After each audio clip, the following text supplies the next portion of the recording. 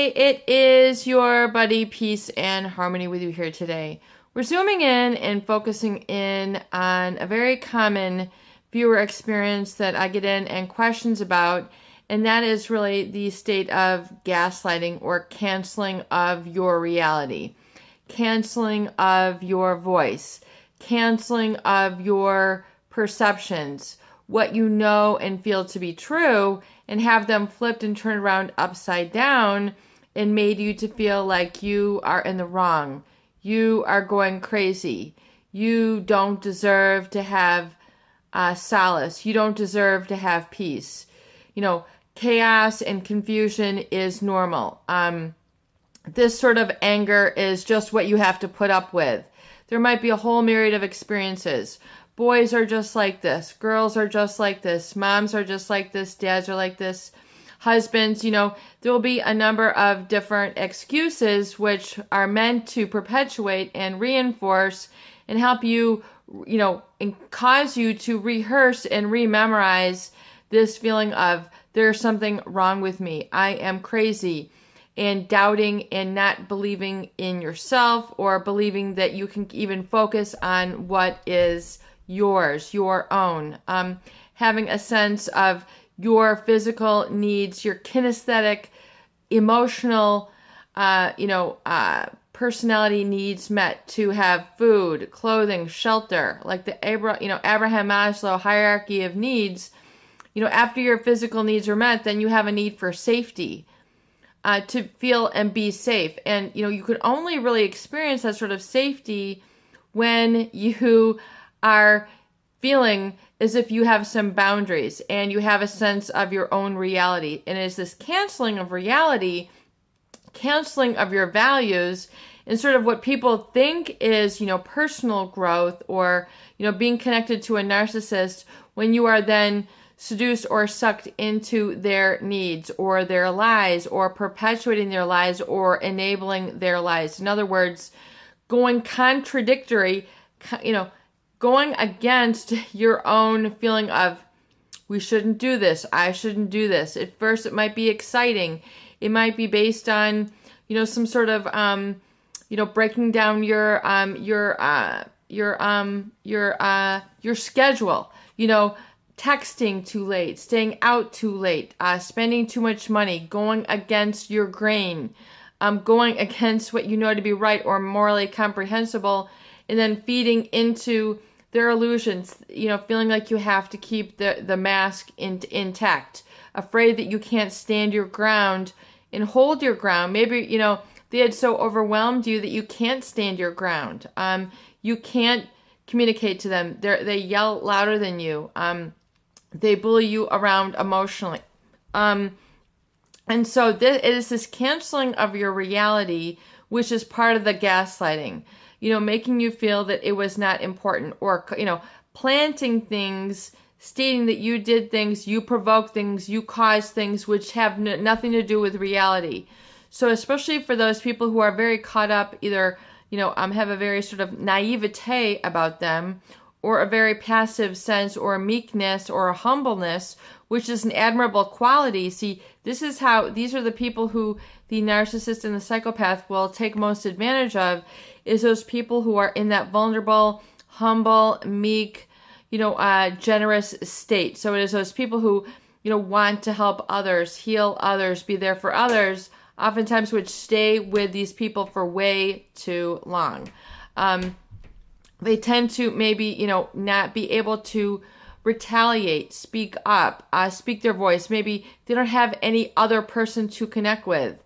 And, it's just like, it's amazing really how you survived. I mean, if you have been in this for any amount of time, it's amazing that you have survived this long. I mean, there's people who have been drawn, basically made homeless, who have been made impoverished, who have suffered, irreprehensible, I'm stumbling for words, incomprehensible things that have occurred to them, where they have damage that just cannot ever be healed, or they feel that they can't be healed. They might have physical breaks to their body. I know we have a viewer here who talks a lot about her face being broken. Maybe she was like hit by this person.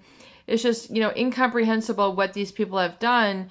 And then you have to realize, like, the scars, you don't want to continue to live from the scar, because that's what keeps you inactive or passive, or not being able to retaliate or speak your truth. So you speak your truth, you must.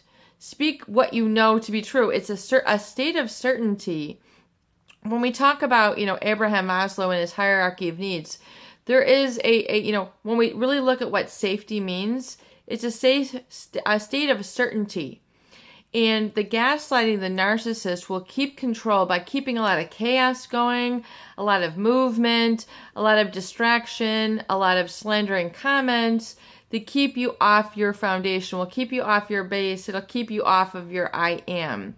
It'll keep you off of your sense of reality and your groundedness, your connection to Mother Earth. It'll disconnect that very primal, intimate relationship that you have with yourself, with life. And it's just an inherent goodness. And it's so powerful that, the narcissist will try to keep you away. They'll try to, think that they're above the law, think that they're above, rules and regulations, and that they'll just try to sever this connection within you. They'll keep on, but eventually they'll come to a point where you grow and you're mature enough, and you'll say, you know what, enough is enough. I'm at a zero tolerance level. This cannot go on any longer. And then finally, when you stay with it long enough, you're able to come out the other side into a space of healing and I am. And you begin to do a lot of the healing activities that we talk about in the Recovery Journal. I'm going to be doing that today, going into more of the topics, but I want you to become aware that you're owning your truth and speaking it, and just I'm here to tell you it's amazing that you have survived. It's amazing that you haven't found yourself more destitute than you are, or clinging to a life support. That you're able to survive without friends, without community, without hugs, without kisses, without true love, and somebody truly loving you for who you are, and not based on all these random chaotic uncertainties, which it's like a moving target. You can chase and try to find what's gonna keep the stability, until you really just have to step out, step away from the fan, step away from the chaos, the confusion, and the gaslighting that is trying to cancel your reality. It can keep you off track. I call it like a detour, but what's even worse is when you begin to embrace the gaslighting, embrace the lie, and then begin to live a lie. And then, people then come and then say, I'm hollowed out. Like, I feel empty inside. I feel like I'm depersonalized. It gets that bad. It does get that severe. People have, PTSD, complex PTSD from kind of, this whole shell shock, traumatic experience with having their life. And it's really kind of your senses being turned around, and you need to resensitize yourself to get that I am back. And it is really the goal and the tools here that we discuss.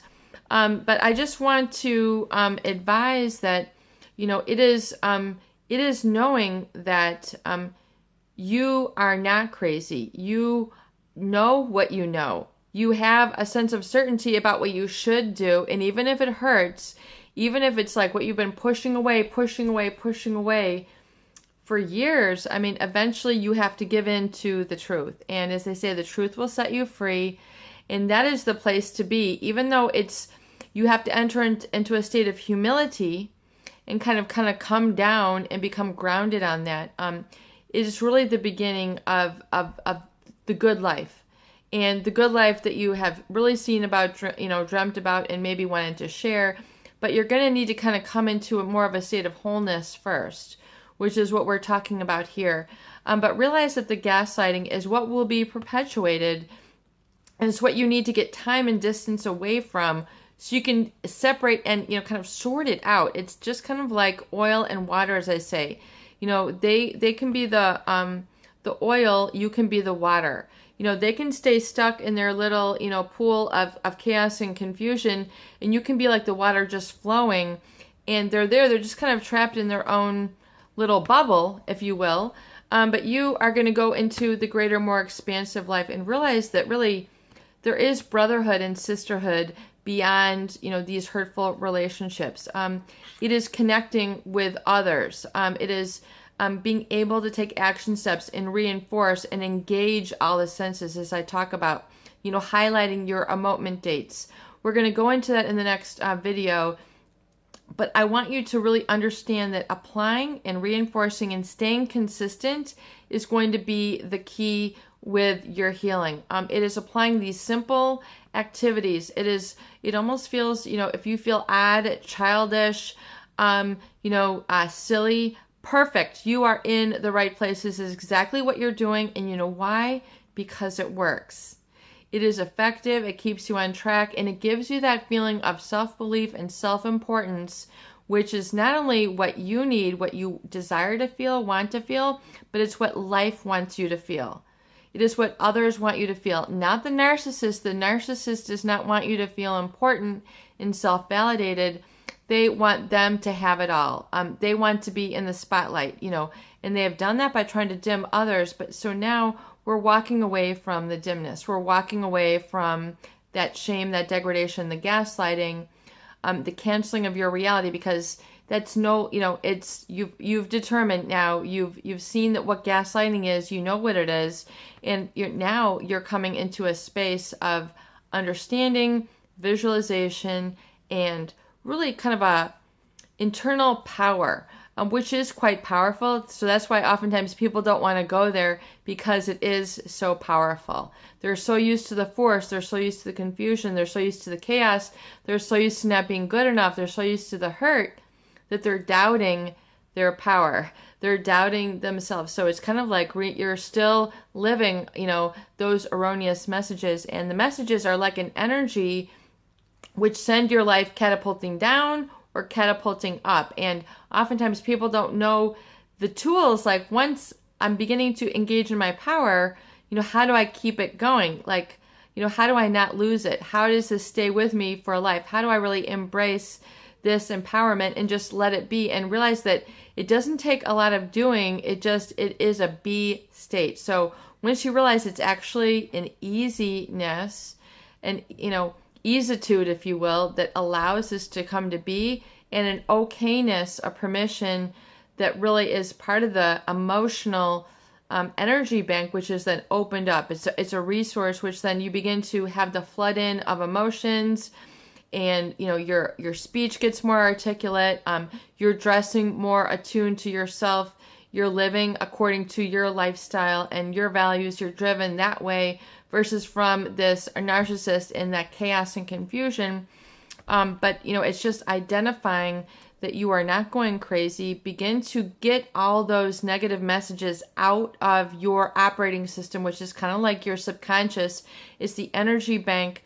Get it out so it's no longer running you. It's almost like getting a rehab on the engine of a car. Those old parts, are not working. Those old spark plugs, the pistons, the timing belt that was put in by the narcissist, that's not working to generate the energy, the life, the healing that you need, the self-belief, and then to have that engine just running within you. It's like reinstalling a hard drive. And that's really what the recovery journal and all the components are about. And I'm going to go into that into the next video. So we're just going to dive in. Your body, peace, and harmony with you here today. And I hope that these videos do help. Please share and please subscribe for more great tools, videos, discussion, and support.